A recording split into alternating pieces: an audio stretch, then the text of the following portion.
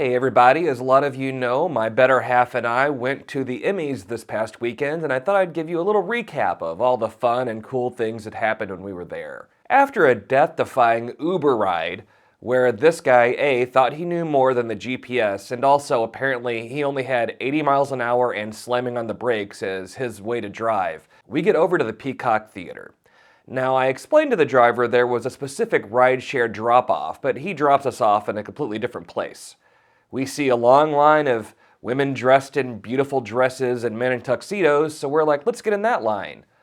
Luckily, we asked somebody if it was the right line because that was for the seat fillers. So we would have pretty much missed the entire beginning of the Emmys as we were in the wrong line. But we were directed to the correct place, and we walk through security, get in, get a few free drinks, and go in for some early pictures.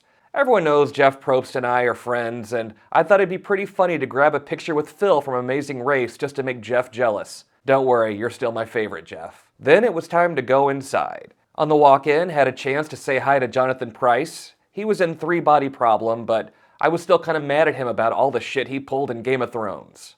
Now, the place where everything happens at the Emmys is at the bar. Of course, the show's happening, but the bar area is where all the celebrities come out, everyone there, you can run into old friends. And the very first person we saw was Jane Lynch walking in.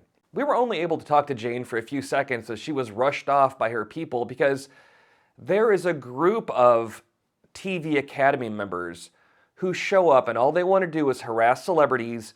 One guy even brings a suitcase filled with pictures to get autographs at the Emmy Awards. And nothing is ever done about these guys. Everyone knows about them. Everyone knows, oh, that's the guy that always hassles people for autographs, but nothing is done about it. So, of course, they're out here hassling people. So some of the biggest names couldn't even come out to get a drink. They had to go to like a secret bathroom in the back because Lord knows if Robert Downey Jr. walks out, this guy has 19 pictures of Iron Man to have signed. Right after Jane walks by, though, my wife looks over and she goes, "There's Walton Goggins." Now, people know that I love Walton Goggins. He's one of my favorite actors of all time, and he was the one guy I really wanted to meet. So he's talking to his wife, and I'm kind of waiting a little bit for them to finish talking, and he sees me, and I walk up to him, and I say, "I've been a big fan since The Shield." Now, it's kind of loud in the lobby, and there's a lot of people talking, and I'm pretty sure he thought I said that I worked with him on The Shield. He lights up. He's like, "Hey, brother, good to see you again." So we shake hands, and I'm like, wow, Walton Goggins thinks he knows me. He's like, "We'll catch up in a little bit." And then, he and his wife head off to go towards their seats. Sure enough, a little bit later, we see Walton again, and he's like, "Hey, there you guys are. Hope you're doing good." I was like, I think we're basically best friends now. We saw him a little bit later in the night, and he sees me and smiles, and I'm like, "Quit stalking me, Walton," and he laughed a great deal. We didn't snap a picture with him or anything because at this point it would have been awkward to ask for a photo because apparently we're really close friends, so it was like, you know what, it's better to not have a picture and to have the story that he and I are really, really close. But while we were talking to Walton that last time, we noticed pretty much the entire Fallout cast were hanging together. We first went to talk to Ella Purnell as my wife is a big fan of Yellow Jackets as well as Fallout, and she was extremely nice and gracious. Then my wife starts talking to Aaron Moten, and I at first didn't recognize him, and then I was like, "Oh crap, man, I loved you in Fallout." He actually wouldn't let us go. He kept talking to us about Fallout and how much we loved the show, to a point that we were like, "All right, man, I'm sure you got to talk to some other people," but you could tell this was all really new to him. He was having a great time. It was a lot of fun. We also met Moises from Fallout, who was really, really cool, also having a good time, and you could just tell that this group of younger actors was really enjoying the Emmys. We get in line for drinks, and who should walk by but Colin Robinson himself from What We Do in the Shadows. I shook his hand, told him how much I loved his character, and that if he needed any energy throughout the night, he could be sure and have some of mine, and he said he just might need some because it was going to be a long night. Funny aside, we were sitting not far from them down at the Emmys, and the dude doesn't like to sit down. He was standing up every break, every chance he got. I don't know if he was having trouble sitting or what was going on, but dude doesn't like to sit.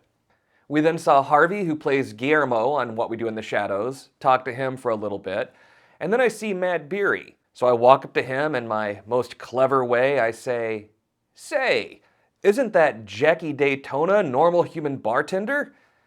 And he looks at me with disdain and goes, "Yes." So apparently he doesn't enjoy being called that. We were able to see Stephen Colbert and John Oliver, talk to them a little bit as we were on our way to our seats, and we were seated next to Tia Carrera from Wayne's World. The high schooler in me was very excited, but we played it cool and I didn't bring up schwing or anything like that. Back out in the lobby, we ran into RuPaul, as well as like 19 contestants from Drag Race. And let me say, they completely stuck out as everyone else was in gowns and tuxedos. One dressed like Marilyn Monroe, really like my wife's dress though, so there is that. When a drag queen likes your dress, I think you chose wisely. Saw Taika Waititi, lied to him and told him how much I loved Thor Love and Thunder. Then we bumped elbows. I should have told him how much I hated Thor Love and Thunder if I knew he was an elbow bump kind of guy. That's just really lame to me. We keep seeing a guy all night in the lobby each time we go, and my wife swears she knows him. She either knows him from something or they've worked together in the past. Finally, at a more quiet moment, we had a chance to talk to him, and my wife was like, "I know you from somewhere, don't I?" And he goes, "Yeah, I'm in a little show called The Bear." It was Edwin Lee Gibson. Very friendly. He was pretty sure he knew my wife as well. We still don't know where they know each other from, but it was cool to see him and catch up. Speaking of The Bear, we were able to chat with some more of the cast at the Governor's Ball afterwards. We walked in with Emmy winner Ebon Moss-Bachrach, but just as I was about to ask him about playing the thing, security came and took him away. I'm not sure if it was Emmy security or Marvel security, as you know they don't want any spoilers out. We also got to talk to Jeremy Allen White a little bit inside. Super friendly guy, much shorter than you would imagine. Speaking of shorter than I thought, we talked a little bit to Hiroyuki Sanada. And it's just amazing how short some of the Hollywood stars are. They're shot so everyone appears 6 foot. So whenever you see them and they're 5'6", 5'7", it's really shocking. But he was super nice, very soft-spoken, and it was awesome to meet him. And there at the Governor's Ball is the area where the Emmy winners go to get their plaque put on their Emmy with their name on it. We had a chance to catch up with Elizabeth Debicki there, who won for The Crown, and she explained to us why exactly she had a Larry David picture hanging on her Emmy. Apparently, E! Entertainment News had bling you could decorate your statue with, and she chose a Larry David air freshener. It was at the Governor's Ball that we had our 2 favorite star sightings conversations. One, my wife had a chance to meet Jodie Foster. They were able to talk just a little bit, and Jodie was lovely, and it was great because her wife was just like a beaming, proud spouse who couldn't stop taking pictures of Jodie with her award.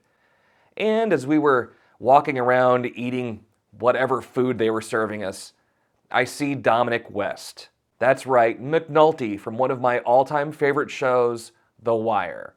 I walked up, we talked about The Wire a little bit, and then I told him about how much I loved the movie Rockstar, which seemed to really shock him. I don't think he's ever heard that before. He was very pleased, and he told me that they actually filmed some of the concert scenes right there where we were having the Governor's Ball. He said there were like 3,000 Megadeth fans there for a Megadeth concert, and then out comes the Rockstar actors all in their outfits and hair, and he was like, they were blown away. And not in a good way. It was really funny that I got to meet 2 of my all-time favorite characters from 2 of my all-time favorite shows as I met Walton Goggins, Shane Vendrell from The Shield, and Dominic West, McNulty from The Wire.